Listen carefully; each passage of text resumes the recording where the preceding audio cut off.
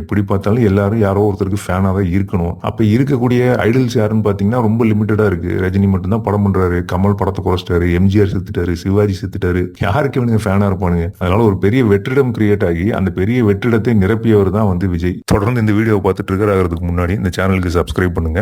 விஜய் எப்படி இவ்வளவு பெரிய நடிகரானார் திடீர்னு அப்படின்னு பார்த்தீங்கன்னா, எப்போ வந்து விஜய் படம் சோலோவாக ரிலீஸ் ஆக ஆரம்பிச்சதோ, அதாவது இவர் முடிஞ்ச அளவுக்கு காம்படிஷன் எல்லாம் அவாய்ட் பண்ணிட்டு நல்ல ஒரு விழா நாளில், அதாவது பொங்கல்ல, ஆயுத பூஜையிலங்கிற மாதிரி ஒரு 10 நாள் 8 நாள் 5 நாள் லீவ் வர நாளா பார்த்து கூட வரப்போற படங்கள் எல்லாத்துக்கூடையும் பேசி நெகோசியேட் பண்ணி முடிஞ்ச அளவுக்கு சோலோ ரிலீஸா இவங்க பண்ணி மக்களுக்கு அந்த லீவ்ல பண்றதுக்கு எதுவுமே இருக்காது. கரும எந்த தியேட்டர் பக்கம் திரும்பினாலும் இந்த மூஞ்சி தான் இருக்கும். வேற வழியில நீங்க ஒரு படத்துக்கு போகணும்னா இவர் படத்தை தான் போய் பார்க்கணும். இந்த மாதிரி மோனோபிளைஸ் பண்ணி ரிலீஸ் பண்ற படங்கள் எல்லாத்துக்குமே ஒரு 3 நாள் 4 நாள் கூட்டம் வரத்தான் செய்யும். ஏன்னா அது லீவ் நாள், மக்களுக்கு வருஷத்துக்கு ஒரு படம் பார்க்கறவங்க கூட பண்டிகை நாள்ல என்ன படம் பெரிய படம் வந்திருக்கோ அந்த படத்தை போய் பார்க்கணும்னு தான் நினைப்பான். அப்போ மோஸ்ட்லி ரஜினி படமா இருந்தா ரஜினி படத்துக்கு ப்ரையாரிட்டி கொடுப்பாங்க. ரஜினி படம் வரலைன்னா விஜய், அஜித், சூர்யான்னு இந்த மாதிரி தெரிந்த பிரபலமான முகங்கள் அவங்க படத்துக்கு தான் போவாங்க. இந்த படம் நல்லா இருக்கணும்னு அவசியம் இல்லை, இவங்க போஸ்டர் நல்லா இருக்கணும்னு அவசியம் இல்லை, அன்னைக்கு ரிலீஸ் ஆகிற படத்துல பாப்புலரான நடிகர் இவர் தான், அதனால அது போய் பார்ப்போம் அப்படிங்கிறது தான் கணக்கு. இப்ப இதையெல்லாம் வந்து விஜயுடைய திறமையாகவும் நடிப்பு திறமையாகவும் அவருக்கு இருக்கிற மார்க்கெட்டாகவும் நம்ம பார்க்க முடியாது. இவருடைய கெரியர்ல இவருடைய படங்கள் கூட வந்த நிறைய சின்ன சின்ன படங்கள் கூட விஜய் படத்தை அடிச்சு துவம்சம் பண்ணிருக்கு. இங்க இருக்கிற தியேட்டர்களை பூரா ஓட்டணும்னா எல்லா பெரிய நடிகர்களுக்கும் வருஷத்துக்கு ஒரு படமோ 2 படமோ வந்தே தீரணும். ஆனா ரஜினி, கமல், அஜித், சூர்யான்னு எல்லாரும் கன்சிஸ்டன்டா வருஷத்துக்கு ஒரு படம் பண்ணாதனால விஜய் மாதிரி ரிலேபிளா எல்லா வருஷமும் ஒரு படம் ரிலீஸ் பண்ற ஒரு ஆக்டரை தமிழ் சினிமா வந்து மரியாதையா கொண்டாடுது. இந்த ப்ரொடியூசர்களுக்கு இவங்களால லாபம் இருக்கு, அதனால அவங்களும் புகழ்ந்து பேசுறாங்க. கூட வேலை பார்க்குற நடிகர்கள், டெக்னீஷியன் அப்படின்னு ஏகப்பட்ட பேருக்கு இதுல லாபம் இருக்கு, அதனால அவங்களும் புகழ்ந்து பேசுறாங்க. இப்போ வருஷத்துக்கு ஒரு படம் பண்றது தமிழ் சினிமாக்கு அவர் பண்ற தியாகமா அப்படின்னு கேட்டா கிடையாது. அது அவரோட கெரியரே, அவரோட வேலையே தான். அதே மாதிரி ஷூட்டிங் ஸ்பாட்டுக்கு டயத்துக்கு வர்றது, கேரவேனுக்கு பக்கம் சேர் போட்டு மானிட்டர் பக்கத்திலே உட்கார்ந்து இருக்கிறது, இதெல்லாம் வந்து ஒரு சிறப்பம்சம் கிடையாது. விஜய் என்ன பாதுகாக்கப்பட வேண்டிய, பதப்படுத்த வேண்டிய உயிரினமா? அவர் மனுஷன் தானே, எல்லாரும் மாதிரி அவரும் நிப்பாரு, நடப்பாரு, சேர் கொடுத்தா உட்காருவாரு. அப்படி அவர் ஷூட்டிங் ஸ்பாட்டுக்கு டயத்துக்கு வரதும் டெடிகேட்டடா வேலை செய்யறதும் அவர் என்ன ஓசிக்கா பண்றாரு? படத்துக்கு படம் 100 கோடி 200 கோடி சம்பளம் வாங்கிட்டு வேலைக்கு வராரு. மாசம் 20,000 ரூபாய் சம்பளம் வாங்குறவனே பஸ்லயும் ட்ரெயின்லயும் தொங்கிட்டு அவதியா வேலைக்கு போய்கிட்டு இருக்கான் டயத்துக்கு போகணும்னு. இப்போ இவ்வளவு சம்பளம் வாங்கிட்டு ஒரு நேரத்துக்கு ஷூட்டிங் ஸ்பாட்டுக்கு வராரு, 12 மணி நேரம் ஆனாலும் அங்கேயே உட்காந்துருக்காருன்னா இதெல்லாம் என்ன அதிசயமான விஷயம்? சினிமாங்கிற மீடியம்ல விஜய் நடிகராக இருந்த காலம் போய் இப்ப விஜய்ங்கிற மனிதருக்கு சினிமாங்கிற மீடியம் பயன்படுத்தி மார்க்கெட்டிங் பண்றாங்க.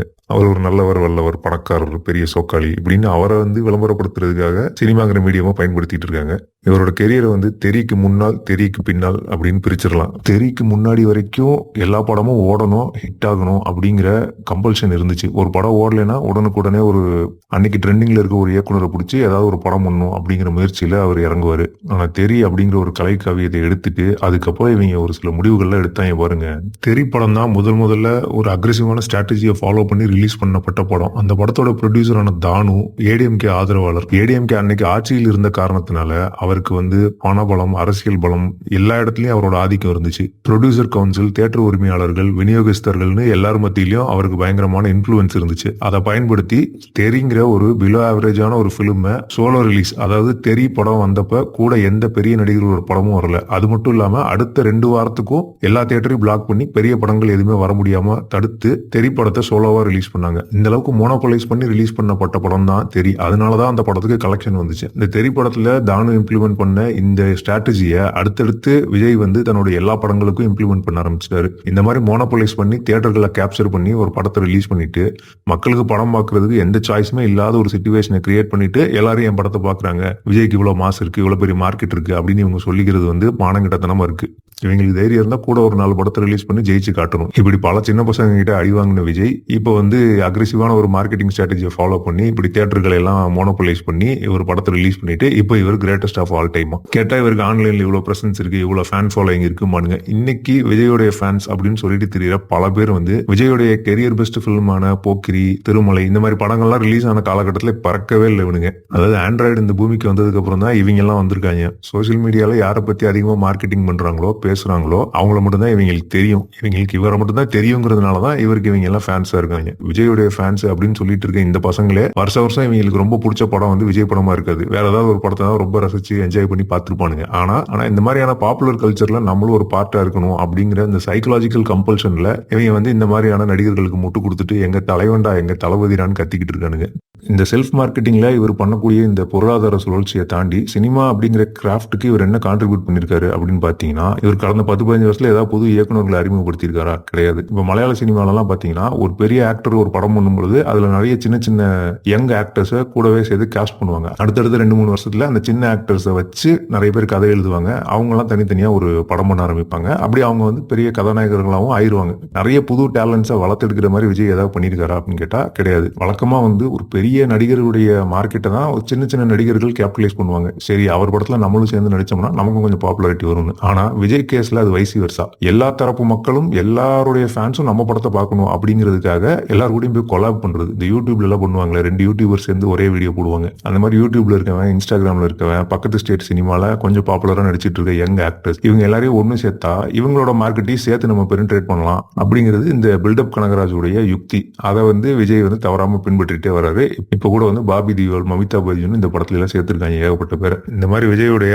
ஹைலி இன்செக்யூர்டான சேஃபர் ஜோன் விட்டு வெளியவே வராத சுயநலமான சாய்ஸஸ் எல்லாம் நம்ம சுட்டி காட்டணும்னா, விஜய் வந்து எவ்வளவு பெரிய ஆள் தெரியுமா, விஜயால எத்தனை பேர் வாழ்றாங்க தெரியுமா, அவரை நம்பி எவ்வளவு பெரிய பிசினஸ் இருக்கு தெரியுமா, இப்படி எல்லாம் கதை கதையா சொல்லுவானுங்க. விஜய் இல்லைனாலும் வேற யாராவது அந்த இடத்த வந்து நிரப்பதான் போறாங்க. தியேட்டர்லாம் ஓடும், மக்களுக்கு வந்து ரசிக்கிறதுக்கு நிறைய நடிகர்கள் வருவாங்க. உடனே இவனுக்கு புதுசா ஒரு முட்டு கொடுப்பானுங்க. அதாவது கோவிட் காலத்தில் எல்லா நடிகர்களும் தங்களுடைய படத்தை ஓடிடி பிளாட்ஃபார்ம் பெற்றுட்டு இருந்த போது விஜய் மட்டும் நான் வந்து வெயிட் பண்ணி நான் தியேட்டருக்கு தான் வருவேன் அப்படின்னு தியேட்டரே காப்பாத்தினாரு அப்படின்றானுங்க. இப்ப மாஸ்டர் ரிலீஸ் ஆகணும்னா கோவிட்க்கு அப்புறம் தியேட்டர்களே ஓடி இருக்காதா? அதெல்லாம் கிடையாது. அதாவது விஜய் படத்தை ரிலீஸ் பண்ணும்போது கூட அதுக்கு 100% ஆக்குபென்சி இருந்துச்சு. ஆனா அதுக்கப்புறம் ஒரு 3 மாசம் கழிச்சு தனுஷ் ரிலீஸ் பண்ண கர்ணனுக்கு 50% ஆக்குபென்சி தான் கவர்மெண்ட் அலோவ் பண்ணாங்க. அப்ப கூட அந்த படம் ரிலீஸ் ஆச்சு, ப்ராஃபிட்டும் ஆச்சு. இவங்க வந்து ஒரு கடன் அடைக்கிறதுக்காக கடன் வாங்கி ஒரு படம் எடுத்திருக்காங்க. இப்ப இந்த படத்தை எடுத்த காசுக்கே வித்துட்டோம்னா இந்த படத்துக்கு வாங்கின கடனை மட்டும்தான் அடைக்க முடியும். இதுக்கு முன்னாடி வாங்கின கடனை எப்படி அடைக்கிறது? அதனால தியேட்டர்ல ரிலீஸ் பண்ணாதான் இந்த படம் கொஞ்சமாவது ப்ராஃபிட் ஆகும். அந்த ப்ராஃபிட்டை வச்சு இருக்கிற கடன், பழைய கடன் எல்லாத்தையும் அடைக்கலாங்கிறது தான் அவங்க திட்டம். இவங்க நம்ம தமிழ் சினிமாவுக்கு பெரிய தியாகம் பண்ண மாதிரி சொல்றாங்க வெளியில வந்து. அப்படி இந்த தியேட்டர்ல ரிலீஸ் பண்ணாங்களே, அப்படி தமிழ் சினிமாவை காப்பாற்றணும்னா ஒரு 2 மாசத்துக்கு அந்த படத்தை ஓட விட்டுருக்கல. அது ஓடல. அதனால 15 நாள் ஓடிடில வித்துட்டானுங்க. அமேசான் பிரைம்ல ஒரு 2 வாரத்துல மாஸ்டர் படத்தை ரிலீஸ் பண்ணிட்டாங்க. ஆக இந்த சினிமாவை காப்பாத்தின அப்படிங்கிற கிரெடிட்லாம் இவர் எடுத்துக்கவே முடியாது. இப்படி ஒரு ரொம்ப மீடியோக்கரான ஒரு ஆக்டரை பயங்கரமா மார்க்கெட்டிங் பண்ணி பெருசு பண்ணி ஒரு சப்ஸ்டாண்டர்டான படத்தை எடுத்து எல்லா மக்களையும் பார்க்க வச்சு அவங்க கிட்ட இருந்து காசை படத்தை காட்டுறதுக்கு முன்னாடியே புடுங்கிட்டு அதுக்கப்புறம் அவங்க படத்தை பத்தி என்ன குறை சொன்னாலும் எங்களுக்கு அதை பத்தி கவலை இல்லை அப்படின்ட்டு போறாங்கல்ல, இதுதான் ஸ்கேம். இதைத்தான் விஜய் வந்து கடந்த 10 வருஷமா பண்ணிக்கிட்டு இருக்காரு. இதுல இது ஒன் லாஸ்ட் ஸ்கேம் அப்படிங்கிறச்சு. இதுக்கு இவங்க இந்த வாட்டி பயன்படுத்துற மார்க்கெட்டிங் ஸ்ட்ராட்டஜி தான் ஒன் லாஸ்ட் டைம்.